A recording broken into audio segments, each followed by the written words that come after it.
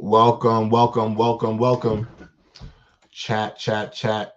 Let's wait for some of you guys to come in here. As you can see, I am feeling great if anybody wants to know, because obviously 48 hours ago, not even 48 hours ago, maybe like 11 hours ago, the Yukon Huskies, 1, 2, 3, 4, 5, my greatest Kobe impression. 5 national championships for the University of Connecticut Huskies. We are absolutely killing it. With that being said, we got a major guest today.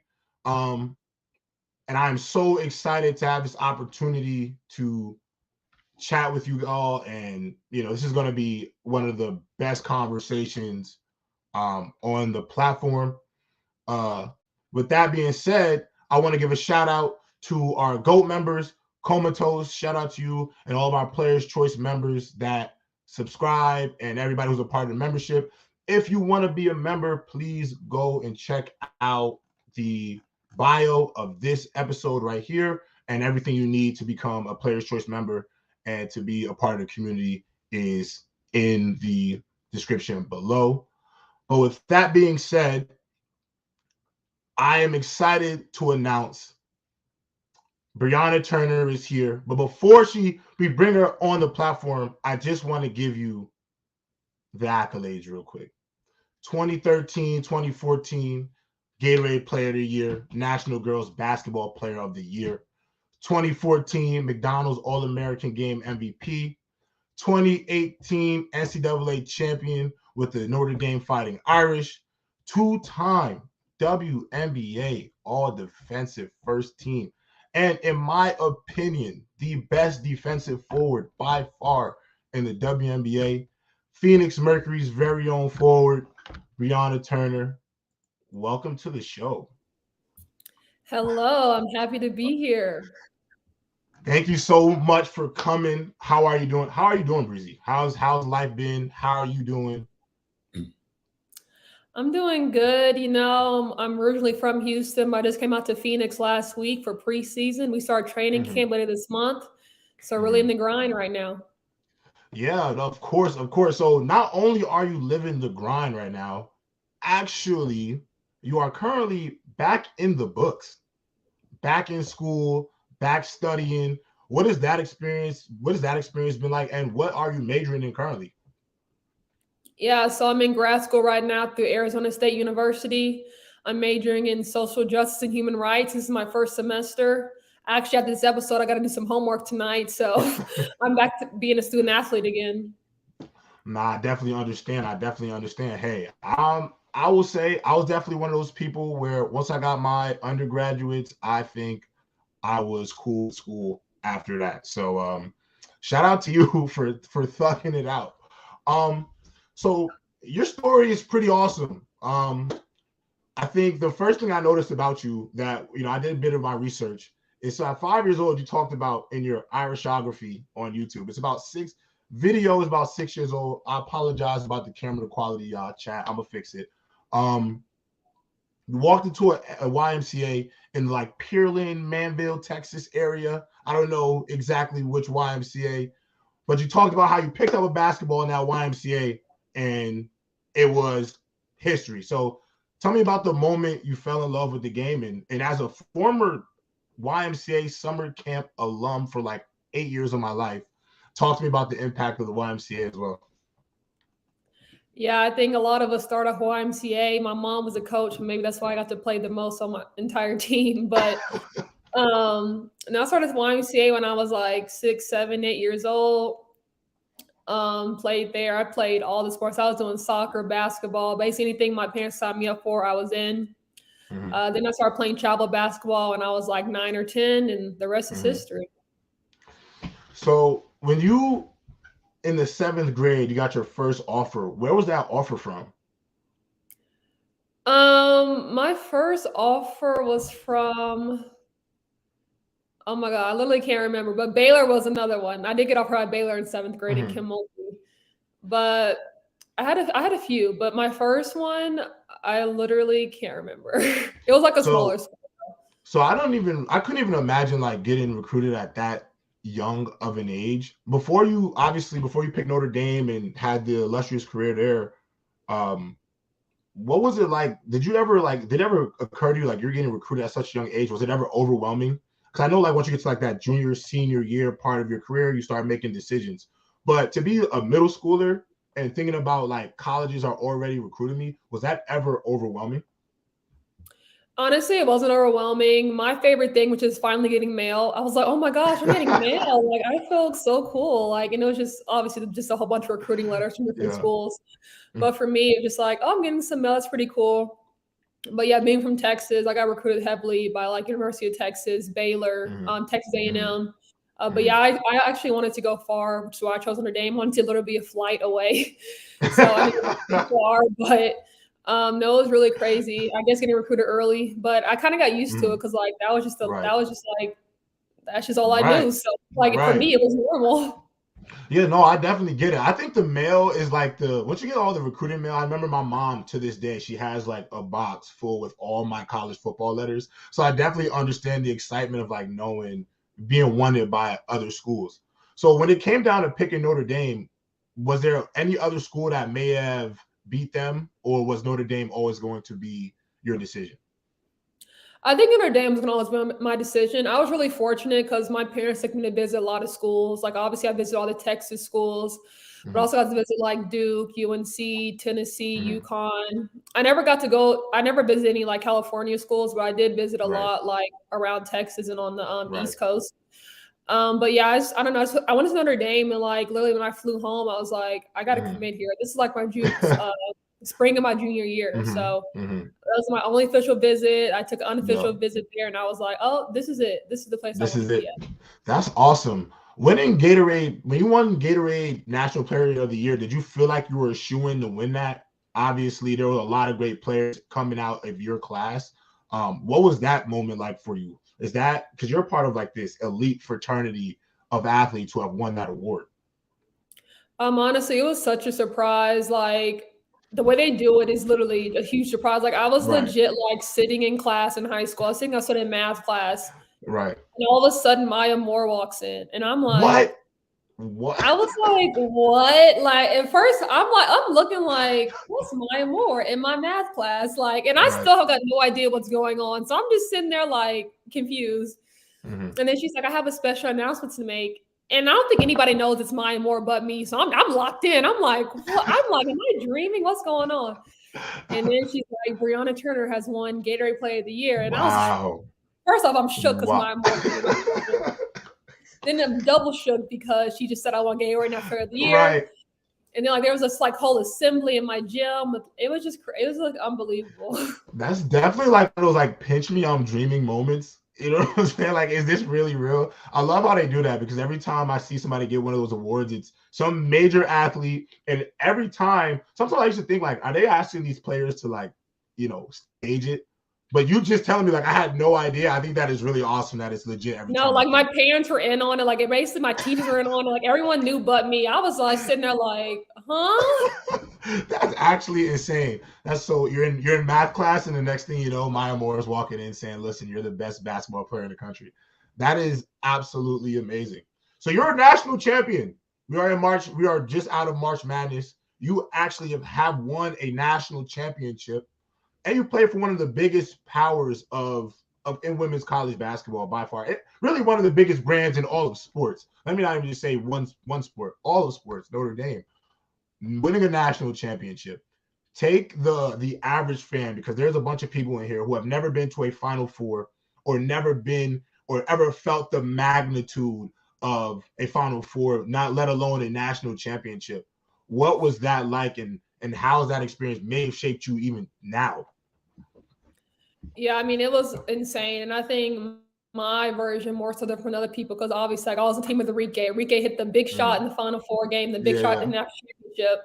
So obviously like that was just like insane. And I feel like at that point, like, social media was starting to like climb a little bit. So I just remember like her following was going crazy. She was on Dancing with the Stars. Like if we would have NIL back in like just literally like 5 years ago, I know her numbers would have been crazy. So No, it's just like so exciting, just like the Final Four experience. Like they have like a player suite where you get to go out and just pick out like anything you want. They had everything from like recliners to kitchen stuff, to TVs to sound bars. Like picking out that stuff is awesome. They just like treat you so well. There's like a welcome dinner.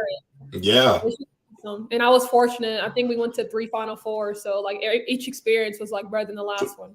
Wow, that is actually amazing. Like you literally, does it ever feel like I did something, and obviously I know it over time it becomes like a memory, but do you ever feel like, yo, I just did something that maybe less than 1% of people get to do, let alone win it? And then in the fashion that you guys did it in, you know what I'm saying? Like how do you like fathom that? Does it feel like all the hard work you did just will lead you to these small moments in life, and like these minor satisfactions are like worth it? No, definitely. And even just like watching the selection show, I see like some teams are so happy they just make the tournament. Like making the tournament was the goal. Right. And like for us, it's like if we didn't make the Final Four, we failed. So it's just like different standards, obviously amongst different programs. But you know, like you always see when we get to the Final Four, like that's even when you start in summer school training, you're like Final Four, Final Four, Final Four. So So I really want to get into, you know, you have been very vocal, probably for those who may not know you, one of the more vocal athletes, and to my opinion, in all of sports. You've been on some pretty heavy platforms talking about a plethora of things in sports. And before I kind of segue into that, both your parents actually were police officers. Did you grow up in like a strict household? Was there a lot of order? And obviously, you know, you talked a lot about how your parents have set a standard of what it is, what good policing is like. You know what I'm saying? I've been very vocal about like how those things, you know, affected you. So talk to me about growing up with your parents. Yeah, both my parents involved in law enforcement since I was literally a little kid. That's like all I knew. Like parents in uniform. They don't work out of uniform now, but when they were younger, they did. But I would say they weren't like super strict. I mean, again, like I was a good kid. Like I wasn't doing anything like crazy or wild. But I guess I also knew not to because my parents were cops. But yeah, definitely like when like you have like a lot of people like saying police need reforming and all these other topics. And I mean, I agree. Like I'm a police kid and I agree. Like there definitely needs to be something done. Like I think some people think like, oh, her parents are cops, she's just automatically like pro everything police. But like, no, like people need to be held accountable. Like there's too many injustices going on for us to just sit back, relax, and be like, oh, you know, it's just one cop, or oh, it's just happening in 1 or 2 cities. Like it's fine. Like we should have a zero tolerance for all these occurrences. Right.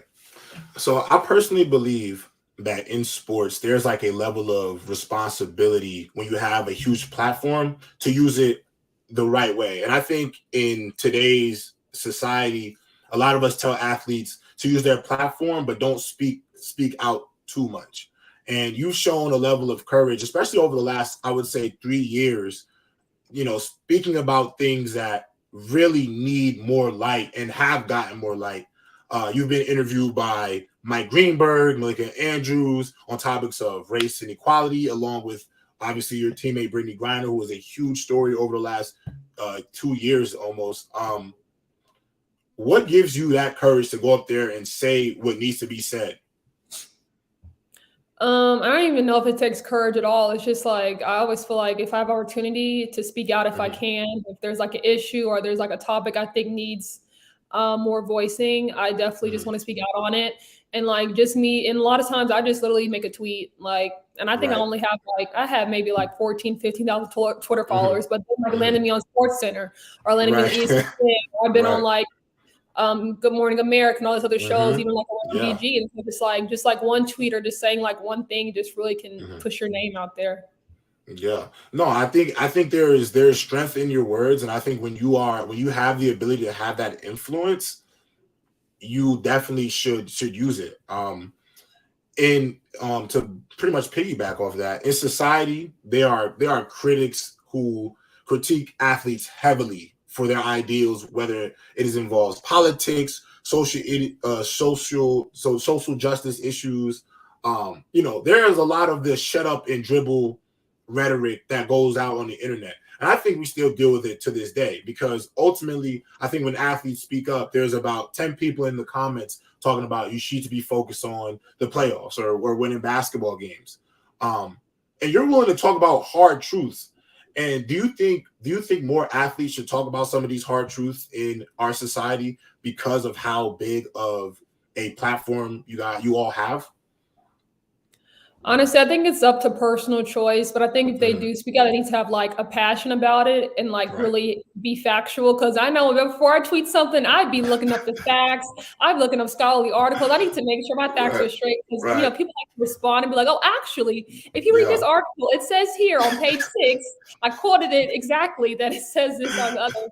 So I think it does take a lot of work to speak out, because like you have to have your facts straight, because people will come at you sideways. You have to be patient, because people in your DM sounding idiotic. So definitely like a lot of patience. But I mean, if people are up for the challenge, I definitely say go for it. I love that. So obviously sometimes attention finds you as an athlete, whether you thought it was warranted or unwarranted. And I think obviously over the last 48 hours, there's been a frenzy over the Tony Yayo, You Can't See Me celebration by Andrew Reese towards Caitlin Clark, and there was obviously her point at the ring. So before I ask you about it, I just want to say personally, as an athlete, as a man, like in men's sports, there is taunting all the time. And I think this issue that just happened, I personally feel like this was not only a bit racist, I actually thought it was even more sexist, in my personal opinion. Because as a former Division I athlete, and I've been playing sports since I was 6, I've heard men say some of the worst things to each other on courts. I also see how in sports today, we love to glorify the taunting in men's sports. And I think in this moment, we saw a young woman in a high moment do what she's done, be an absolute killer on the court, and deserve that moment. And you have people like Dave Portnoy calling her a classist. Obviously, I will not say the rest. And it just made me realize, like, I didn't know how hard people were policing women's actions in sports as just competitors as well. And I guess that leads me to asking you about some of the double standards in women's sports and maybe how they potentially affected you as well. Yeah, I would definitely say there's a huge double standard in women's sports. I say a lot of times women are first judged on how they look, how pretty they are before how even well they play on the field, court, or whatever. So like the pretty privilege, and you have like who looks good, who looks good on social media, like what do you bring to the table outside of your stat sheet? So I think for guys a lot, like if they got good stats or they're just on the roster, they made it. But for women, a lot of times, like be on the roster, have good stats, look good on IG, look good on Twitter, take good selfies. It's like a whole plethora of things you have to do.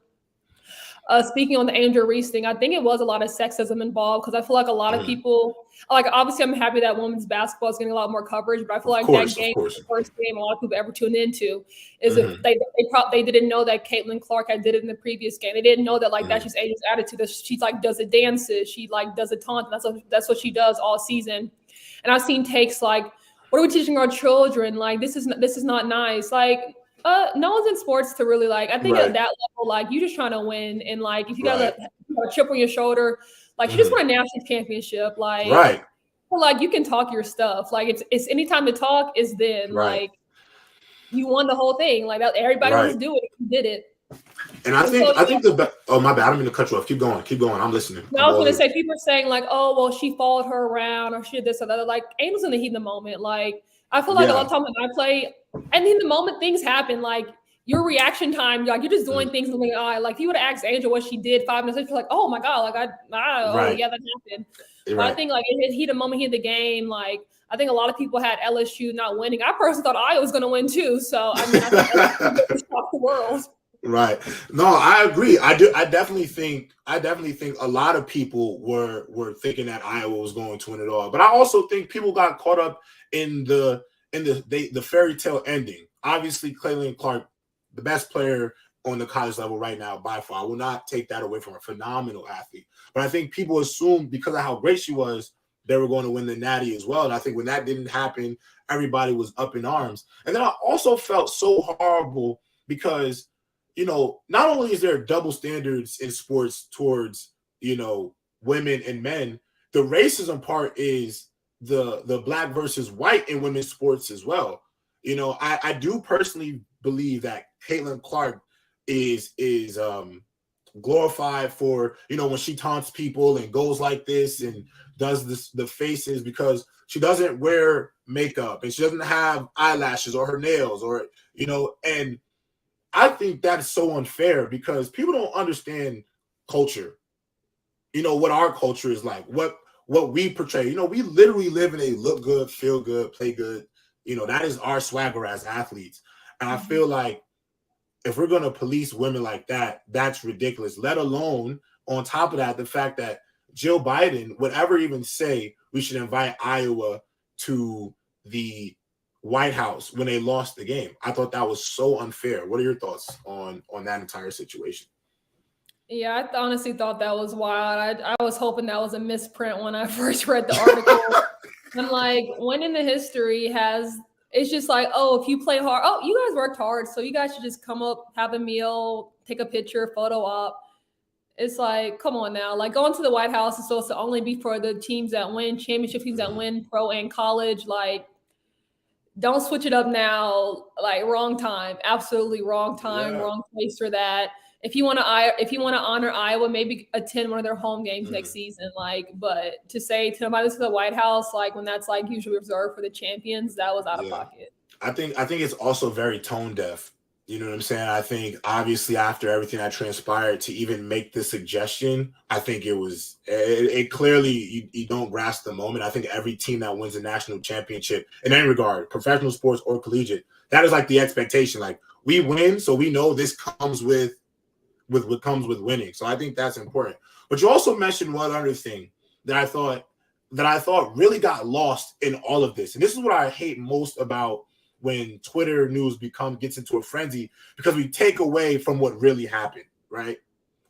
Not only did we took away from the fact that LSU won the national championship, but I think you said it earlier, you hit it on the nose.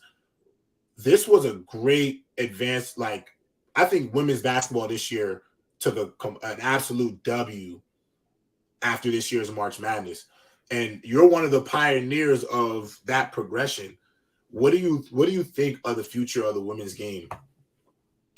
I mean, I think it's really going strong. I definitely think NIL has helped a lot, because you have these college kids being in all these different commercials and endorsements. I'm like, hey, maybe some of these NIL people can maybe take it to the pros as well.